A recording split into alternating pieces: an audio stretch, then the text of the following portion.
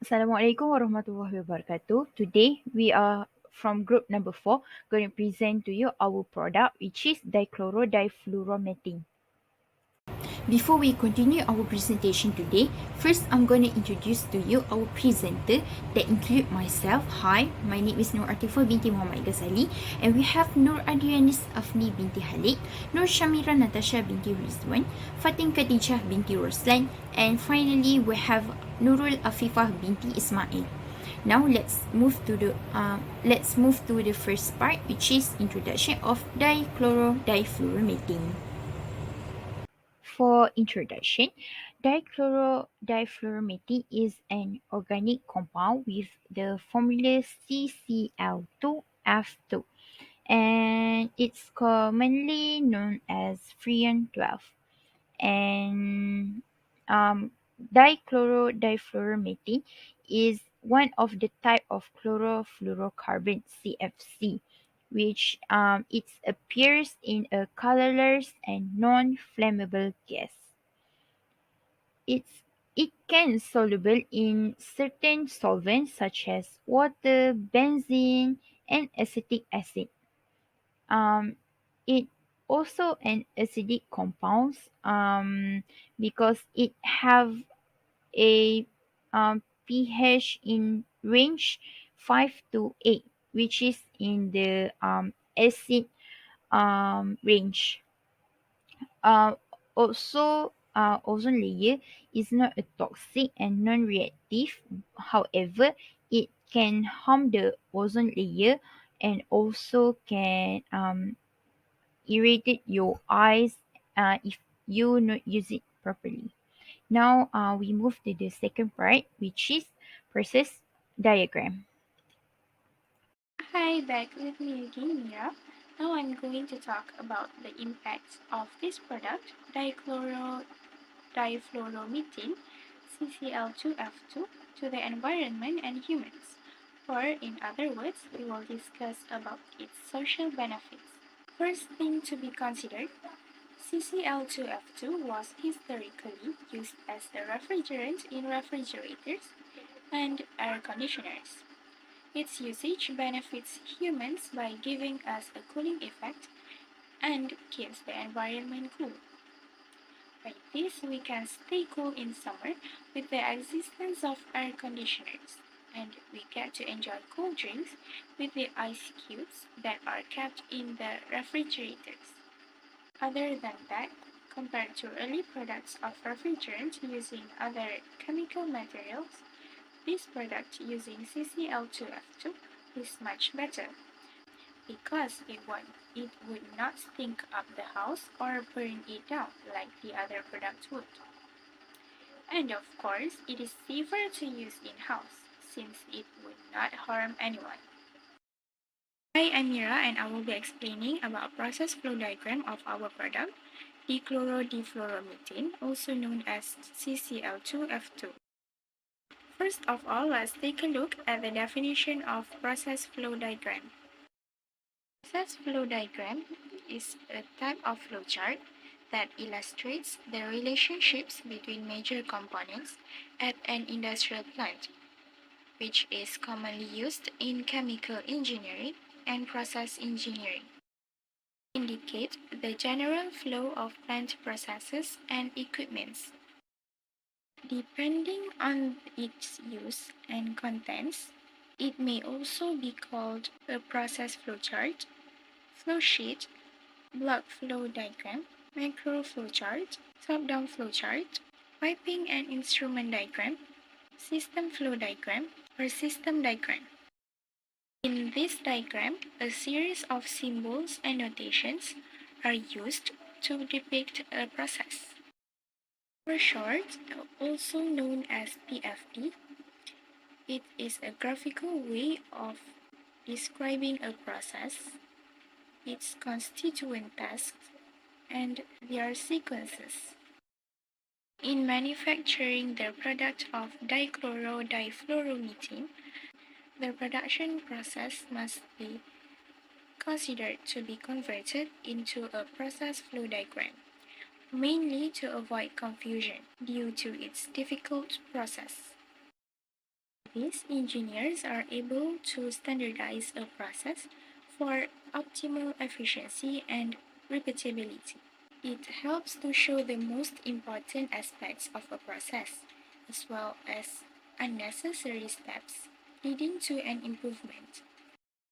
Now, let's see the process description of this product, dichlorodifluoromethane, CCl2F2, based on the PFD constructed. Dichloromethane CH2Cl2 is fed into the reactor as an excess reactant with the mass flow rate of 10,000 kg per hour. The limiting reactant is chlorine gas Cl2 with the mass flow rate of 4,500 kg per hour and the mass fraction is 1. Both of these chemicals react with each other in order to produce trichloromethane CHCl3 and hydrochloric acid HCl. As chlorine gas Cl2 is the limiting reactant, it is 100% react and used inside the reactor.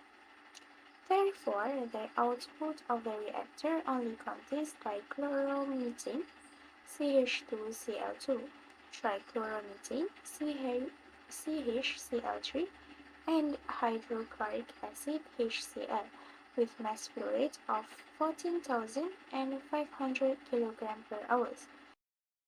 At the output, it contains 31.034482076% of trichloromethane CHCl3, 37.931034448% of dichloromethane CH2Cl2, and 31.03448276% of hydrochloric acid HCl. Next, the output from the previous reactor will get into separator vessel in order to separate hydrochloric acid from dichloromethane and trichloromethane. The separator has two output streams, which is top stream and bottom stream. The chemicals that comes out from the top stream and bottom stream is determined by its boiling point. The lower boiling point will go up to the top stream and the higher boiling point will go down to the bottom stream. The boiling point of dichloromethane is 39.6 degrees Celsius. The boiling point of trichloromethane is 61.2 degrees Celsius and the boiling point of hydrochloric acid is 110 degrees Celsius.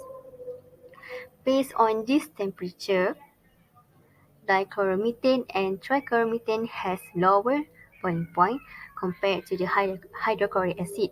Therefore, trichloromethane and dichloromethane will go up to the top stream, while hydrochloric acid will go down to the bottom stream. Hydrochloric acid is no longer needed in our plant. The bottom stream contains totally 100% of hydrochloric acid. Therefore, the bottom stream will be purged out. We can determine the mass flow rate of the bottom stream because the bottom stream only contains hydrochloric acid. So we know input equals to output, in equals to out. So the hydrochloric acid from the input is equals to the hydrochloric acid from the output, which is only the bottom stream. We can get the mass flow rate of the bottom stream by multiply the mass fraction of hydrochloric acid at the input with the mass flow rate of the input. As you can see on the slide, we can get the value of mass flow rate at the bottom stream, which is 4,500 kg per hour. After that, we can find the mass flow rate at the top stream. We can minus the mass flow rate of the input with the mass flow rate at the bottom stream. So we get the value of mass flow rate of the top stream, which is 10,000 kg per hour. At the top stream, you can see that the mass fraction of dichloromethane is 0.55 and the mass fraction of trichloromethane is 0.45. The fraction of dichloromethane is slightly higher than the mass fraction of the trichloromethane. This is because, according to the boiling point, dichloromethane has lower value of boiling point compared to the trichloromethane. Therefore, the mass fraction of dichloromethane is higher than trichloromethane. This topstream output from the previous separator will get into another separator in order to get a stream that has higher fraction of trichloromethane and lower fraction of dichloromethane, because the trichloromethane is needed to produce the next substance that we are going to use. Based on the boiling point, dichloromethane has lower boiling point, therefore it will go to the top stream. And the mass fraction of dichloromethane is higher compared to the mass fraction of trichloromethane.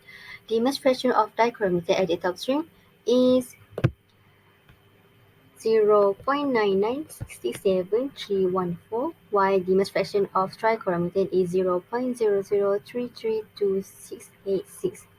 The mass flow rate of the top stream is 4,569 kg per hour.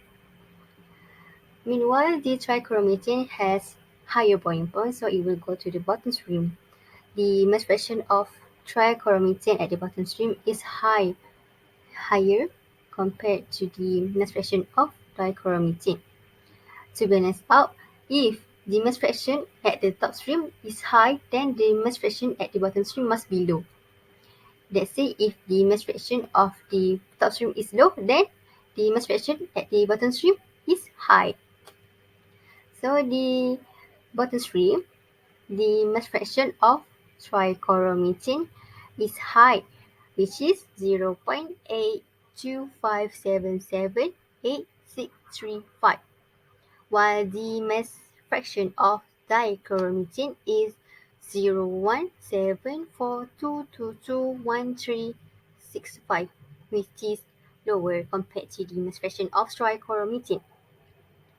The mass flow rate of the bottom stream is 5,431 kg per hour.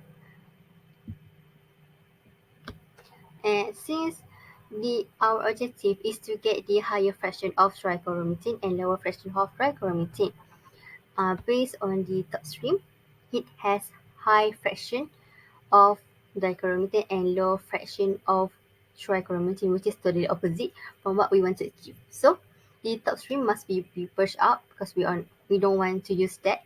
Instead, we are going to use the bottom stream. We are going to take the chemical substance at the bottom stream because it is same as what we want to achieve, which is has higher fraction of trichloromethane and lower fraction of dichloromethane.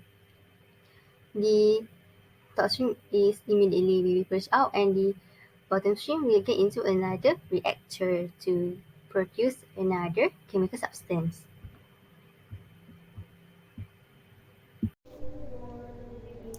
The input of the next separator is the same as the output from the reactor, which separates the hydrochloric acid from other substances. Here, the boiling point for tetrachloromethane is 76.72 degrees Celsius, as the hydrochloric acid has the highest boiling point amongst the CH2Cl2, CHCl3, and CCl4. 100% of it goes to the bottom stream as the output of the separator with a mass flow rate of 4,773.100213 kg per hour. It is considered as a residual chemical to be purged out from it is no longer needed. For the top stream output of the separator is composed of CH2Cl2, CHCl3 and CCl4 at a rate of 4,793.655 kg per hour. The mass fractions for each substance are 1.9627 multiplied to 10 the power of minus 10, 0.03727, and 0.9627.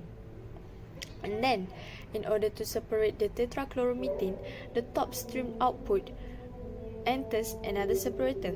The tetrachloromethane is needed to produce the dichlorodifluoromethane, which is the product of the plant. Amongst the three chemicals, tetrachloromethane has the highest boiling point, so it goes straight to the bottom stream output at the rate of 4,614.978033 kg per hour, with a mass fraction of 1. Meanwhile, the other two chemicals, CH2Cl2 and CHCl3, will go to the top stream with a flow rate of 178.6775 kg per hour because they have a lower boiling point than tetrachloromethane. According to the input, the fraction of CH2Cl2 is very small compared to the fraction of CHCl3. Hence, it would be the same as the output of the top stream. However, the top stream output will be purged out as the only needed substance is CCl4.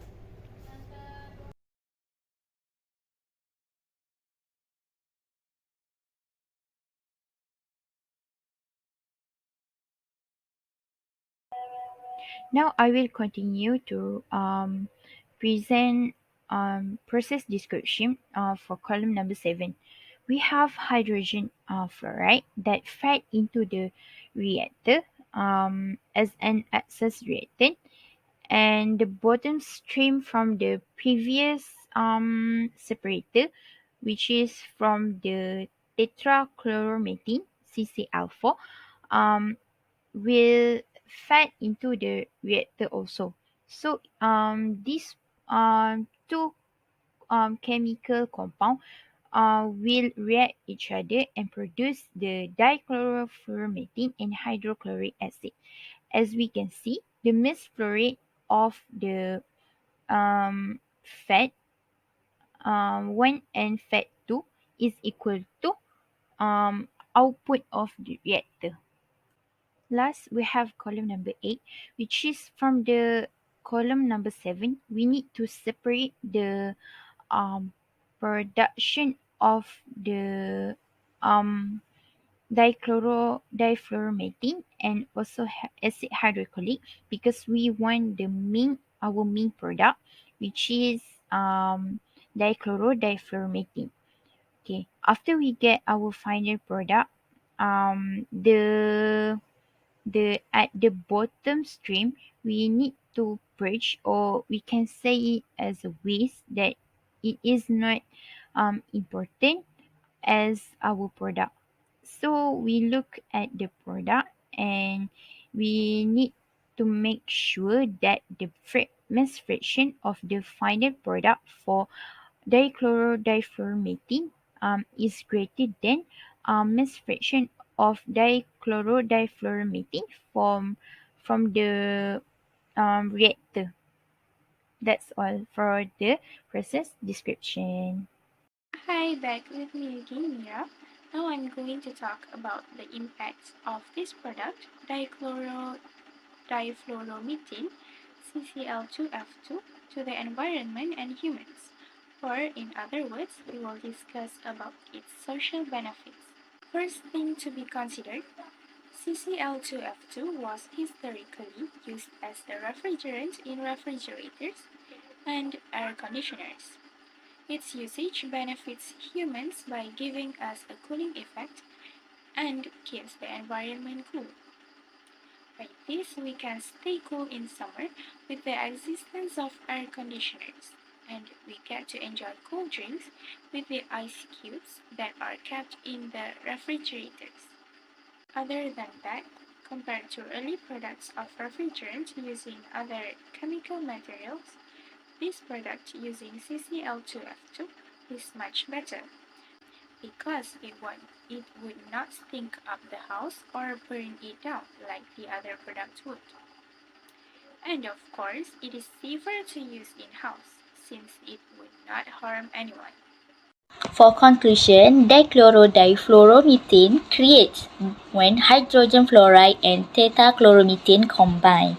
Dichlorodifluoromethane was used primarily as a refrigerant, foaming agent, and aerosol propellant. From the benefits, factory can make refrigerator and air condition. Also, used in plastic industry as a foaming agent that can produce plastic. Finally, it also used in hair salon as an aerosol propellant. This product also has effect for health and environment. Firstly, dichlorodifluoromethane can cause burning skin and itchy eyes in the short term. Secondly, exposure might make you feel lightheaded, woozy, and make it difficult to concentrate. Lastly, dichlorodifluoromethane also a greenhouse gases and are implicated in the destruction of ozone layer.